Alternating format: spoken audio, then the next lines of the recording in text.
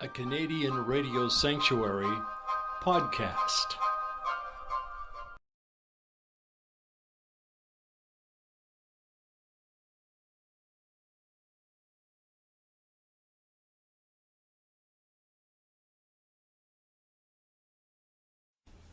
Our guest is Dr. Len Marchant, a longtime resident of the Chilliwack, Agassiz-Harrison areas. At least he was a practicing doctor in this region. Before we get into all of that, Ron, can you tell us how a boy who grew up in Scotland ends up in Canada? I had to do national service, which was postponed while I was doing my medical career in Glasgow. So by the time I'd finished getting my degree in 1958 in Glasgow, I was ready to take on my obligation coming into the forces. I was given a chance of either going into the British Army or the Canadian Army or the South African Army and the Australian Army. But I chose Canada because I always wanted to see Canada and come to Canada.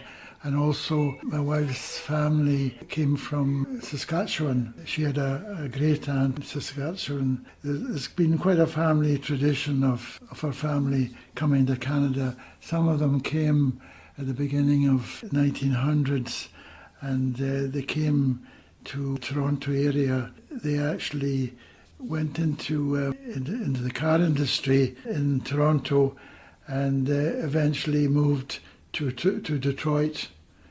So actually there are relatives in Detroit, you know. Mm-hmm. Anyway, Mary and I got married in 1960, 22nd of February 1960. After a month at home, we were ready to come out to Canada. After we got married, went down to London. I went to the Canadian establishment in London and they gave me a Canadian Army Medical Corps. After a month from our marriage, went down to Liverpool, took the boat from Liverpool over to Nova Scotia, Halifax.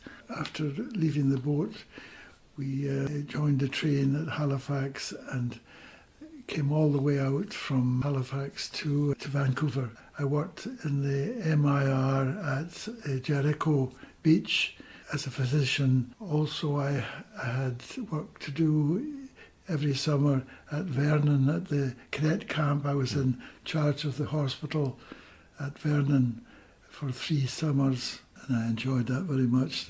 After I'd done my morning's work, I had a break and the golf course was just over the hill, so I could nip over the hill and play some golf, and if they wanted me they could put the flag up, call me using the flag, you know. We rented a place in Vancouver for the period 1960 to 63. After that I went back to Scotland and worked in an orthopaedic hospital in Lanarkshire. By that time we had a son, Angus, and he was born in March 62, and I've got a nice picture here of Mary and myself and little Angus, and he was a lovely little boy. When I came home at lunchtime, he was always waiting for me with a big smile on his face. And then when we went back 1963 to do my orthopaedic training in Lanarkshire, Mary was pregnant and we had a second child, Fiona, and she was born in Lanarkshire. I'd had contact with Dr. George Gibson and Dr. Dick Whedon in Chilliwack. They were part of the Mary Street Medical. I'd met them before, I'd gone over, and he wanted me to come out again and join their practice, Mary Street Medical. So anyway, I was busy in the operating room when I got a call from George. I was all gowned at an operation. George said, "Well, are you coming?" And I said, "Oh yes, we would like to come." That night I went back to where we stayed at Law Hospital, Carluke, and told Mary that we're going back to Canada. And she was quite happy because she'd enjoyed being in Canada in the first 3 years of our marriage. So then we got back Chilliwack in the summer of '64. As soon as we arrived, Dick Whedon took us up in the plane over the Chilliwack area and showed us Chilliwack from above, and we passed over some of the hills like Chiam and had an interesting visit. Mary didn't come with me. She didn't really like the going up in the plane, but I enjoyed it. I worked in Chilliwack from '64 to 2006.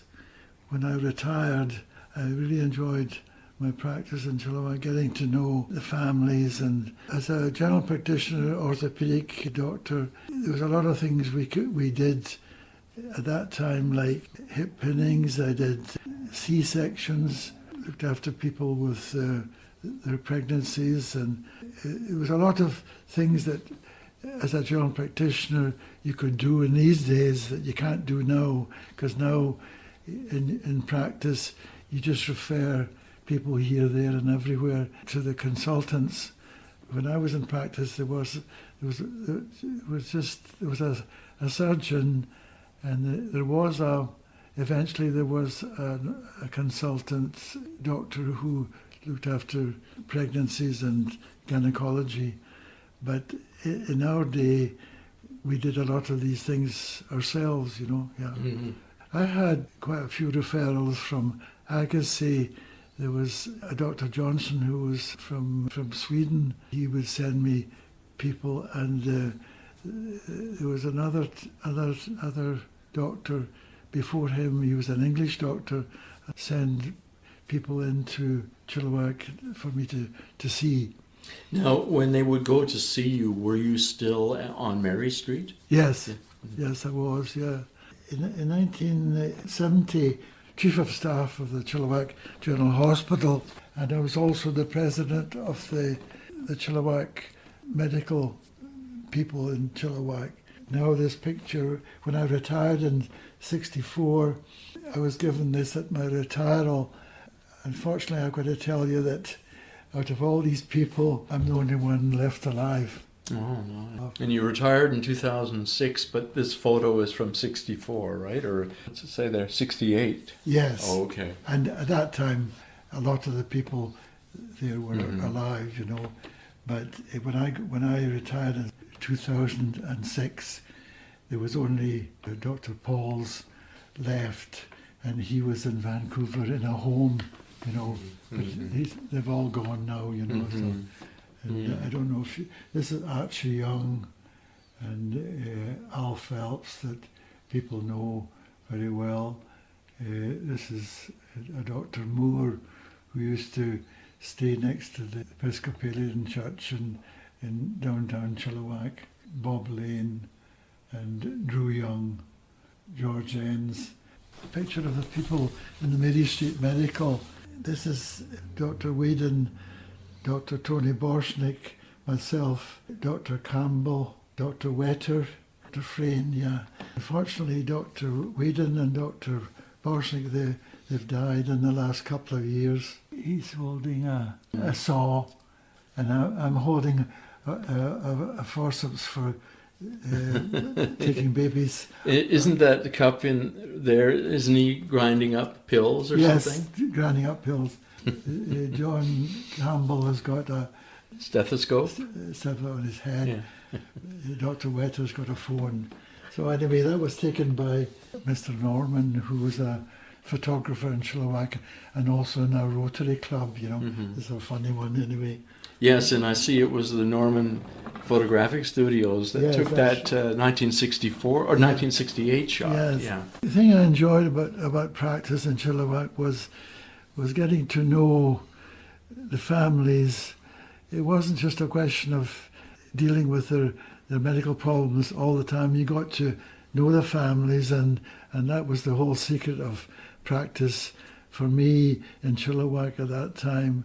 And as I was mentioning, I also got some connection with the doctors in Agassiz, yeah. You brought babies into the world in Agassiz-Harrison, correct? Karen delivered her babies. Karen had. Yeah. Did you ever go to like a farmhouse, for example, or was it always in the hospital? Always in the hospital. I was able to C-sections too. As time went on, we tended to refer a lot of these cases to the consultants, you know. But before they came, we had to look after them, you know. In Chilliwack, I was an elder at the Cook's Presbyterian Church. Very quickly after we arrived, pretty well the whole congregation came to me as patients, you know. Mm-hmm. Yeah. When we were at Rosedale United Church, I looked after some of the families there. And then at that time that we retired from practice, and then we moved from Rosedale to Agassiz Church, yeah. When I was at the church in Chilliwack, Cook's Church, the person in charge of the church in Nigeria visited us at Cook's and then invited me to go out to Nigeria to do volunteer work in Nigeria. So Mary and I went out in 1977, did orthopedic practice in Nigeria at that time, and that was under the auspices of the Canadian Presbyterian Church. You know, a wonderful experience. How long were you there in Nigeria? Just 3 months, yeah. I used to go into the hospital in the morning. I was the only white person there, and the children in the hospital were waiting for me, and they said, Onoicha, and that means white man. And they laughed at me coming in, white man, coming into the hospital to look after them, the patients in the hospital. But that was an incredible experience. And when I came back, I talked to the church, to Rosedale and Agassiz, the radio station in Chilliwack, about our experiences in Nigeria, and that was really quite something. My parents were medical missionaries in Vanuatu, and I was born in Vila in Vanuatu, and we went back when I was 80 years of age. Went back and met a lot of people who had actually helped my parents. I had some pictures to show them, you know, when we were small, and they were so delighted to see these pictures, and they all had their cameras, and they took pictures of these baby pictures of me when I was in Vila. Vila is the capital of Vanuatu. And where is that?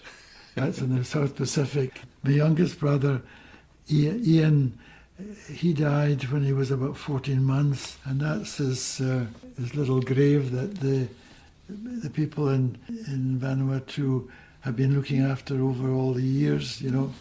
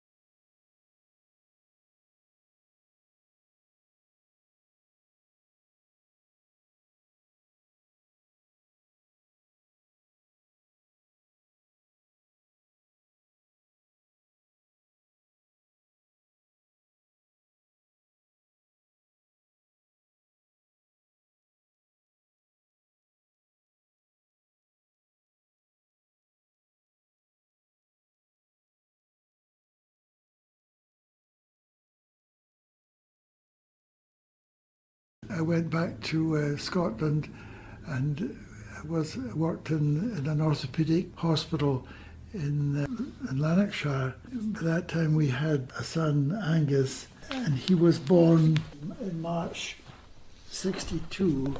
And I've got a nice picture here of Mary and myself and little Angus, and He was a lovely little boy. When I came home at lunchtime, he was always waiting for me with a big smile on his face. And then when we went back, 1963, to do my orthopaedic training in Lanarkshire, Mary was pregnant, and we had a second child, Fiona, and she was born in Lanarkshire.